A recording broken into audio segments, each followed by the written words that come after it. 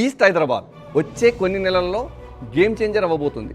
ఇప్పటికే మనకు అందుతున్న సమాచారం ప్రకారం ఈ నెలలోనే గౌరవ ప్రధానమంత్రి నరేంద్ర మోడీ గారు వరంగల్ హైవే పరిసర ప్రాంతాలలో భారీ ప్రాజెక్టులకు శ్రీకారం చుట్టబోతున్నారని వినికిడి. అవి ఏమిటంటే బీవీ నగర్ దగ్గర ఉన్న ఎయిమ్స్ హాస్పిటల్కి ఎక్స్టెన్షన్, హైదరాబాద్ టు రాయగిరి వరకు MMTS extension, Kazipet coach factory, Warangal airport, regional ring road, Cherlapally railway station. ఈ ప్రాజెక్టులన్నీ ఒకేసారి గ్రౌండ్లోకి వస్తే east Hyderabad real estate market రెక్కలొచ్చి ఎగిరిపోతుంది. ఇప్పుడు మీ ముందున్న నిర్ణయం చాలా క్లియర్.